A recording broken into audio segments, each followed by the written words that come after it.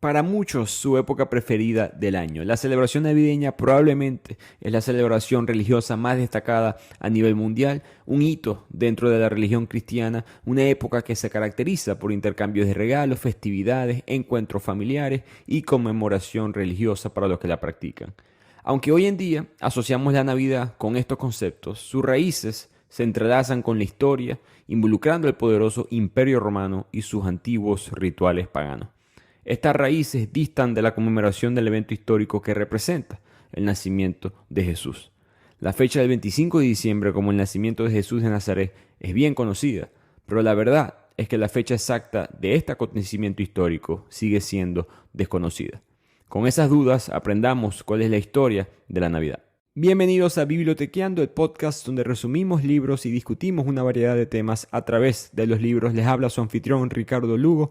Pueden contactarme en las redes @bibliotequeando. Si quieren seguir apoyando el podcast, pueden darle 5 estrellas, compartirlo con sus amigos, familiares, suscribirse al canal de YouTube donde tenemos episodios en versión video y así ayudar a lograr la meta de Bibliotequeando de aumentar la cultura, el conocimiento y el debate educativo a través de la lectura en el habla hispana.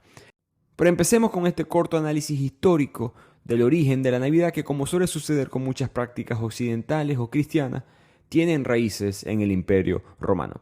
El Imperio Romano propagó el cristianismo por todo su territorio y eventualmente, en las épocas más modernas, sus descendientes propagan la misma religión por el mundo. Pero este cambio no fue inmediato.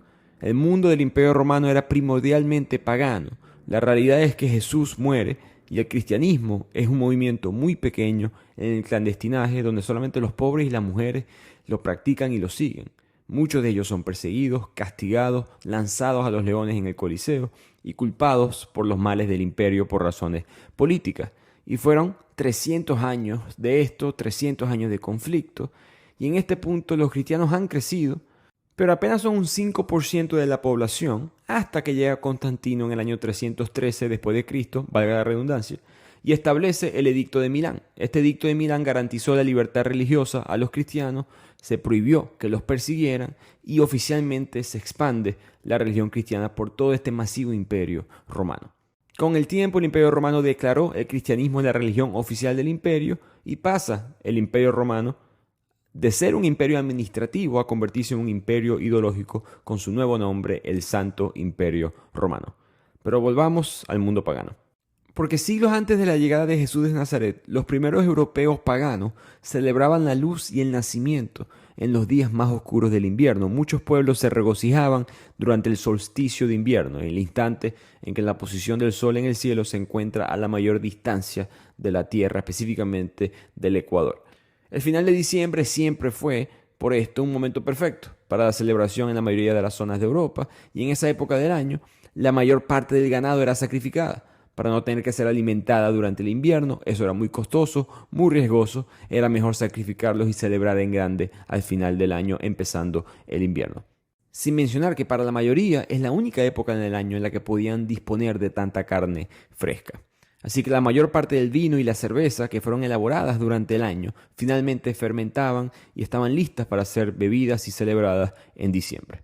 En Roma, donde los inviernos no eran tan duros como los del extremo norte, se celebraban no el solsticio como tal, sino la Saturnalia, que era una fiesta en honor al dios Saturno, el dios de la agricultura. A partir de esa semana, previa al solsticio de invierno y durante un mes completo, básicamente la segunda mitad de diciembre hasta la primera mitad de enero, Saturnalia era una época hedonista, en la que la comida, la bebida eran abundantes, el orden social romano estaba patas arriba. Durante un mes los esclavos recibían libertad temporal, eran tratados como iguales, se cerraban los negocios y las escuelas para que todo el mundo pudiera participar en las festividades navideñas.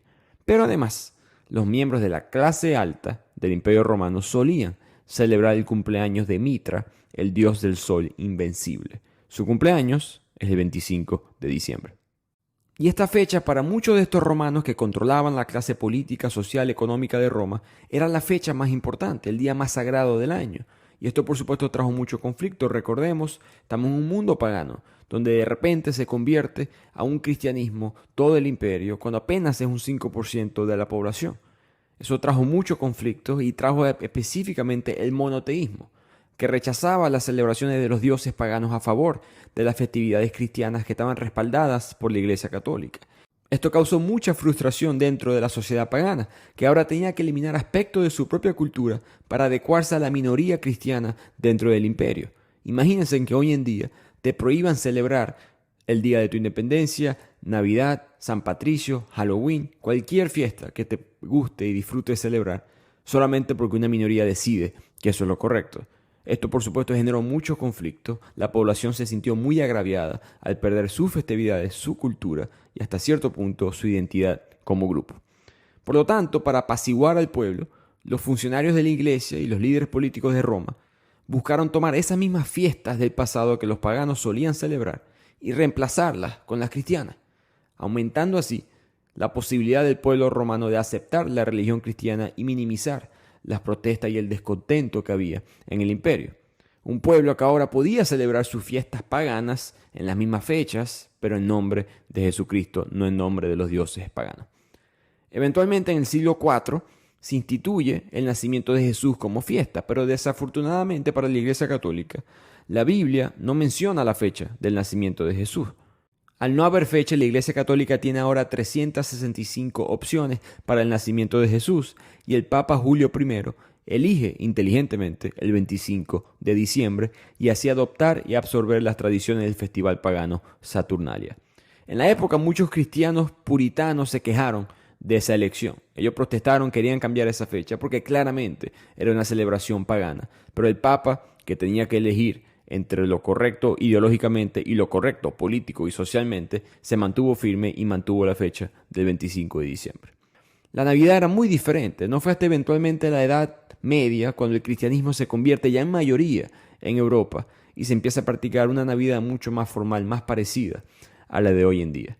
Pero ¿cómo surge muchas de las tradiciones de la Navidad? Como Santa Claus, el intercambio de regalos, veamos eso también en este episodio.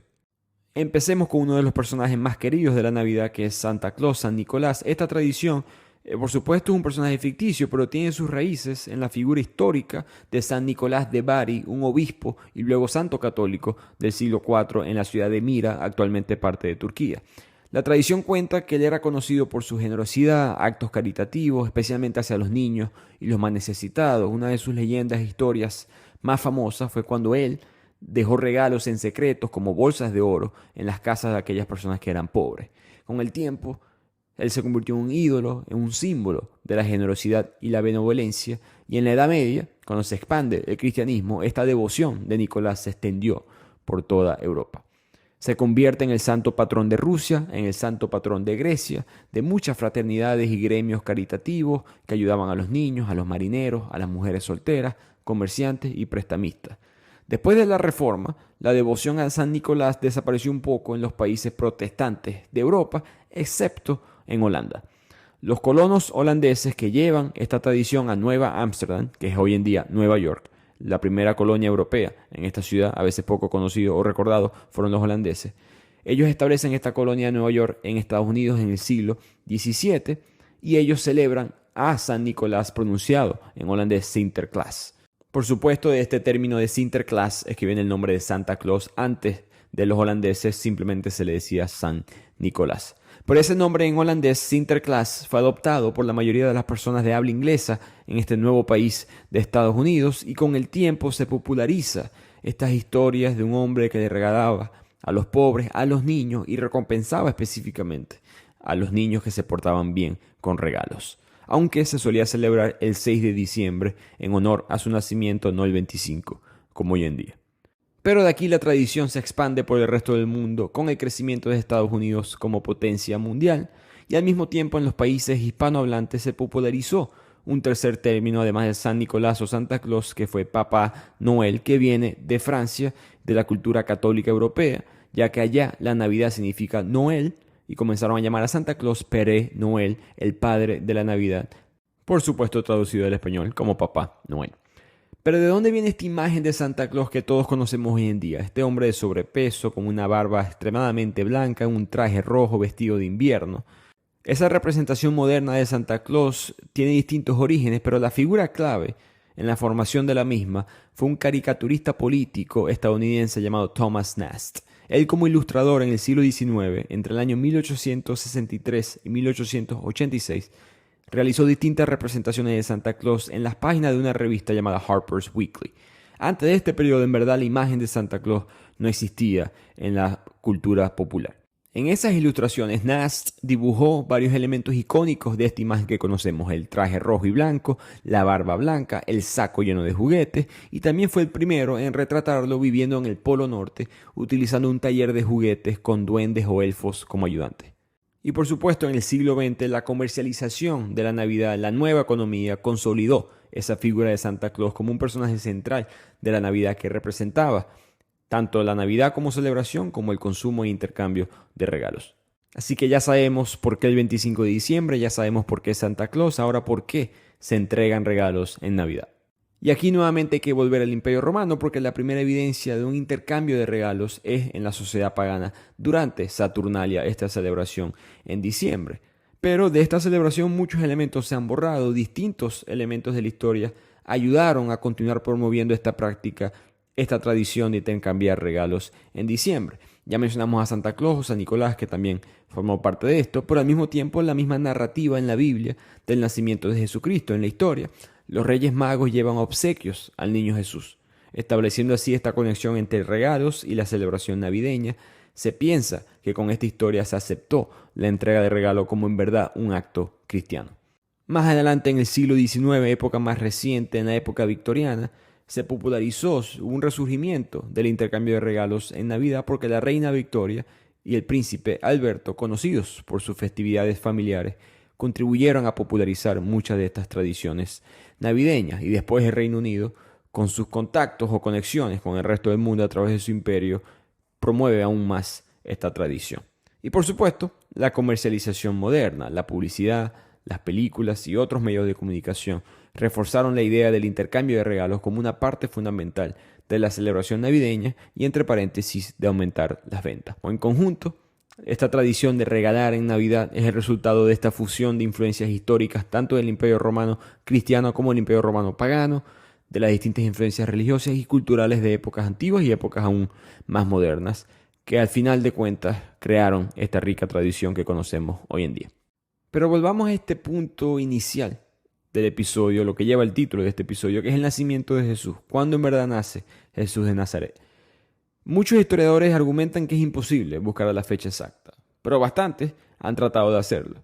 La primera pista es el censo de César Augusto, emperador de Roma, en el momento del nacimiento de Jesús. En la Biblia se documenta que poco antes de que Jesús naciera, César Augusto mandó que se inscribiera toda la tierra habitada. En otras palabras, organizó un censo dentro del Imperio Romano.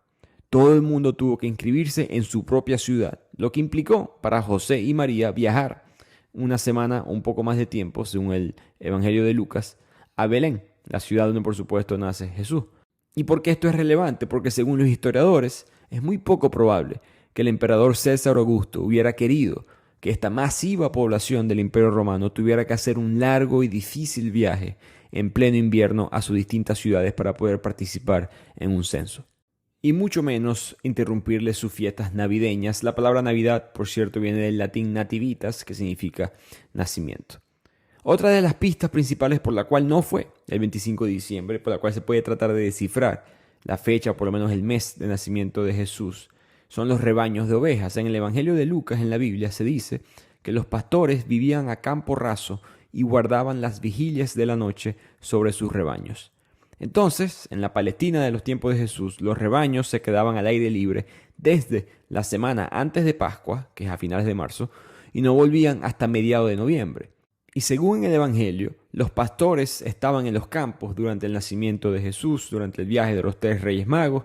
Por lo tanto, es muy poco probable que en diciembre, en el invierno, se haya realizado este viaje. Esto no ayuda mucho, pero nos elimina 3 meses de las posibilidades, que son los meses de invierno de diciembre, enero y febrero, y todo entre los finales de marzo y mediados de noviembre queda en la posibilidad del nacimiento de Jesús.